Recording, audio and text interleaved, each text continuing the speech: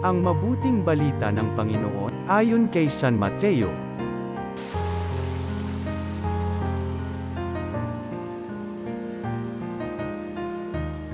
Noong panahong yun, dinala kay Jesus ang isang piping inaalihan ng demonyo.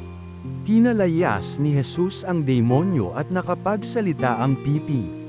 Namangha ang mga tao, at sinabi nila, kailan may walang nakitang katulad nito sa Israel. Datapwat sinabi ng mga Parisiyo, ang prinsipe ng mga demonyo ang nagbigay sa kanya ng kapangyarihang magpalayas ng mga demonyo. Nilibot ni Jesus ang mga bayan at nayon at nagturo sa mga sinaguga. Ipinang-aral niya ang mabuting balita tungkol sa paghahari ng Diyos, at pinagaling ang mga may sakit, anuman ang kanilang karamdaman.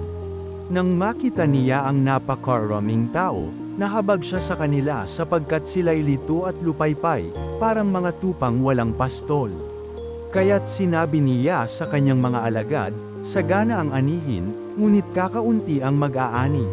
Idalangin ninyo sa may-ari ng anihin na magpadala siya ng mga manggagawa sa kanyang aanihin. Ang mabuting balita ng Panginoon.